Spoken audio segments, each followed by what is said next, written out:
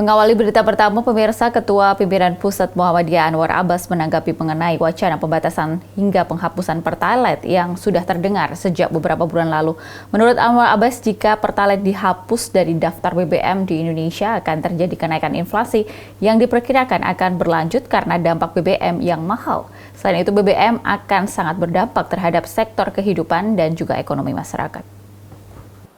Akhir-akhir ini, banyak masyarakat yang mengeluh karena Pertalite yang mereka butuhkan untuk kendaraan mereka sudah mulai terasa susah untuk didapat, Sehingga konsekuensi logisnya tentu saja mereka terpaksa pindah ke Pertamax, Karena Pertamax lah yang agak lebih mendekati harga Pertalite, dan itu kan berarti pengeluaran dari masyarakat jelas akan meningkat, Kalau pengeluaran dari masyarakat meningkat lalu pendapatan tetap, maka berarti daya beli masyarakat tersebut akan menurun. Dan bila daya beli masyarakat menurun, maka kesejahteraan mereka juga akan menurun. Kalau kesejahteraan mereka menurun, maka tidak mustahil kesehatan mereka nanti juga akan menurun. Dan kalau kesehatan mereka menurun, maka produktivitas mereka juga akan menurun. Dan kalau produktivitas mereka menurun, maka produktivitas masyarakat akan menurun.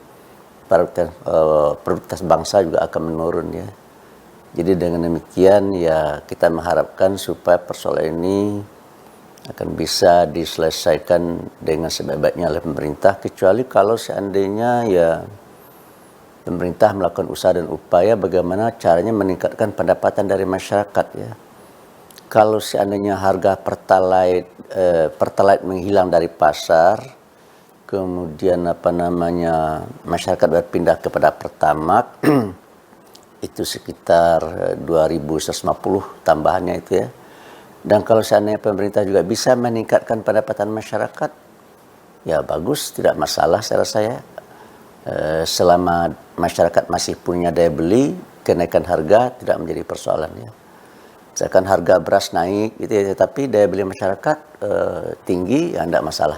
Yang baru bermasalah itu adalah harga naik, daya beli masyarakat turun, atau daya beli masyarakat berkurang. Itu baru menimbulkan masalah, Dan saya rasa kalau seandainya Pertalite ini menghilang dari pasar, maka dia pasti akan mendorong terjadinya inflasi, Dia pasti akan mendorong naiknya harga-harga dari barang kebutuhan masyarakat. Dan kalau harga-harga naik berarti inflasi, dan kalau inflasi terjadi, maka pasti warga masyarakat akan terpukul. Dan elemen masyarakat yang paling terpukul itulah masyarakat yang paling di bawah, yang memang daya beli mereka sangat rendah, Tapi kalau bagi yang pendapatan tinggi seperti para konglomerat, para pemilik kapital, saya rasa kenaikan Pertalite atau langkanya Pertalite atau tidak adanya Pertalite tidak akan mengganggu mereka, karena daya beli mereka sangat tinggi dan melebihi dari yang dimiliki oleh masyarakat lapis bawah. Jadi tidak masalah. Saya memang melihat akhir-akhir ini fenomena yang kita lihat tengah masyarakat memang agak memprihatinkan, Misalkan masyarakat antri seperti mengular, untuk mendapatkan beras seberat 5 kg atau 10 kg. Padahal selisih harga pasar untuk 5 kilogram itu dengan harga yang mereka antri itu hanya sekitar 22.000, Dan kalau seandainya mereka bisa membeli 10 kg karena hanya dibatasi 10 kg, berarti mereka bisa mengefisienkan, men-saving uangnya sekitar 44.000, Jadi untuk mendapatkan uang 44.000, ibu-ibu itu mau antri berjam-jam, bahkan ada yang sampai pingsan, Jadi itu pertanda bahwasanya daya beli masyarakat sangat lemah, Itu menjadi pertanda bahwa masyarakat kecil, masyarakat di lapis bawah tidak punya uang. Oleh karena itu pemerintah, karena tugas pemerintah adalah melindungi rakyat dan mensejahterakan rakyat, ini jelas menjadi tanggung jawab pemerintah, Meskipun juga masyarakat juga punya tanggung jawab, apalagi orang yang beragama Islam, Orang beragama Islam itu kalau dikatakan beriman, dia kalau seandainya dia perutnya kenyang sementara tetangganya kelaparan gitu ya.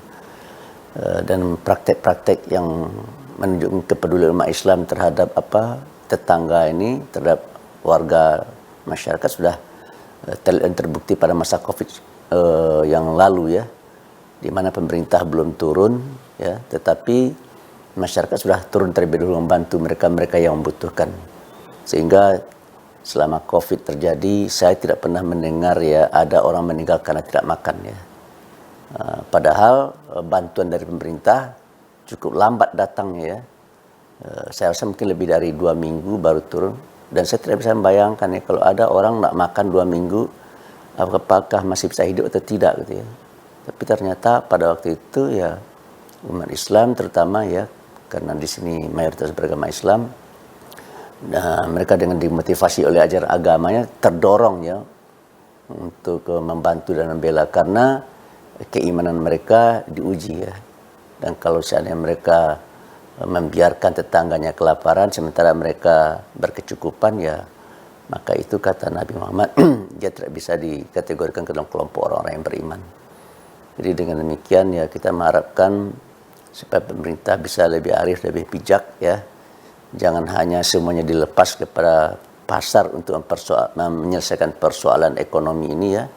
Karena ekonomi kita bukan ekonomi liberal ya. Sistem ekonomi kita bukan sistem ekonomi liberal kapitalisme. Sistem ekonomi kita adalah sistem ekonomi sosialisme versi Indonesia atau sosialisme religius versinya Bapak Profesor Dr. Sri Diyarsosono atau sistem ekonomi Pancasila menurut Mubiarto. Dalam sistem ekonomi Pancasila ini ya sistem ekonomi kita itu diwarnai oleh nilai ketuhanan ya. Kemudian yang kedua adalah sistem ekonomi kita ini diwarnai oleh nilai-nilai pri kemanusiaan dan juga mengedepankan persatuan dan kesatuan dan membiasakan untuk bermusyarah dalam mengatasi masalah supaya apa? Supaya tercipta apa yang disebut dengan keadilan sosial ya. Jangan sampai ada yang makanannya berlimpah tapi ada yang tidak punya apa-apa pun untuk dia santap misalkan ya. Apalagi di bulan puasa seperti sekarang ini ya. Ya banyak sekali juga orang-orang yang miskin yang tidak punya apa-apa. Tapi karena ada ajaran agama kita yang memberi insentif ya, barang siapa yang memberikan makanan dan minuman kepada orang yang berpuasa maka dia akan mendapatkan pahala sebesar pahala orang yang dia beri jamuan. Saya mungkin barangkali mudah-mudahan persoalan ini tidak mencederai rakyat banyak ya. Dan kita berharap pemerintah tentu saja akan bisa membuat keputusan-keputusan yang terbaik, yang baik dan terbaik bagi rakyatnya ya. Karena tugas pemerintah adalah memikirkan rakyat, membela rakyat ya.